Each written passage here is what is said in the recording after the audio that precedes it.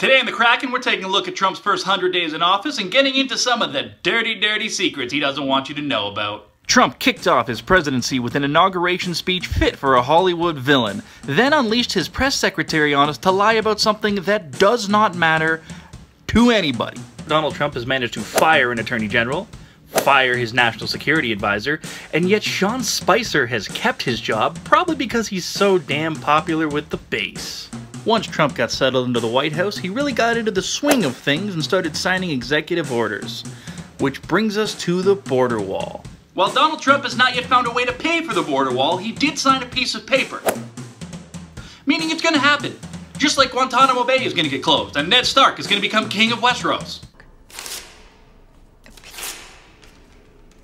This brings us to the travel ban. The Muslim ban, the one that he talked about through his entire campaign. Well, he signed that thing into law, and here's what it looked like.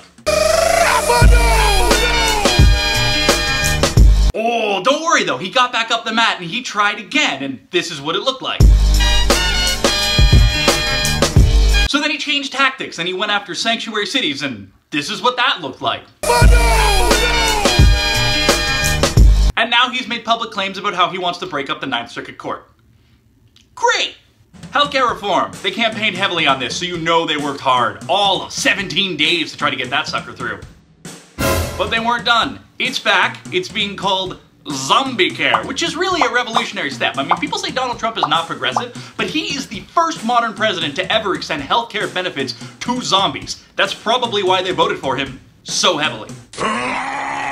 Zombie care was set to get a vote before the 100-day mark. This is what that looked like. There's so much. There's just so much that happened that we have to move on, and I haven't even gotten to the fact that he's got us careening towards 2 wars, and while he managed to avert a trade dispute with China, he chose to start one with Canada. The Republicans have been using something called the Congressional Review Act to overturn Obama-era legislations. What crippling regulations have they overturned, you ask? Well, that horrible regulation that prevented you from being able to dump poisonous chemicals and coal ash into rivers, that one's gone. The one that forced you to disclose how much money you paid to foreign governments if you were an energy company, that one's gone. How about that pesky regulation preventing you from shooting bears while they hibernate? Well, don't worry, that one's straight out the window. While you're at it, you might be able to bag yourself a bald eagle too, because the endangered species protections have also been severely cut back, limiting the number of species that can be on the list at any one time. This will likely cut back on the number of eagle attacks on humans, which will be popular with the base. Internet service providers will once again be able to sell your private information without your permission. I don't know who the fuck wanted that. Legislation has also been introduced to abolish the EPA, the Department of Education, and to defund Planned Parenthood. The government research on climate change, once easily accessible from .gov websites, has now vanished, prompting hacktivists to go in, steal it, and record it in other locations such as the University of Toronto.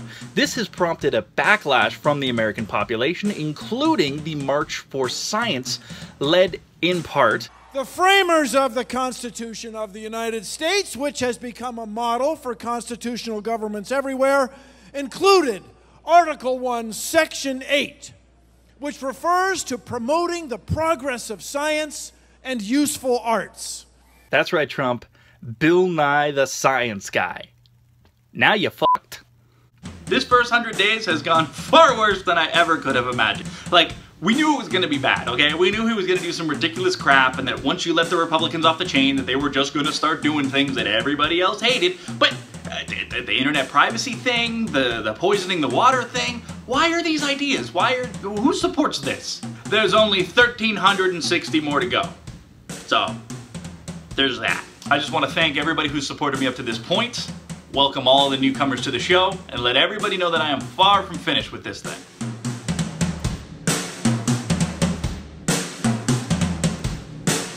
But wait, the Freedom Caucus is on board!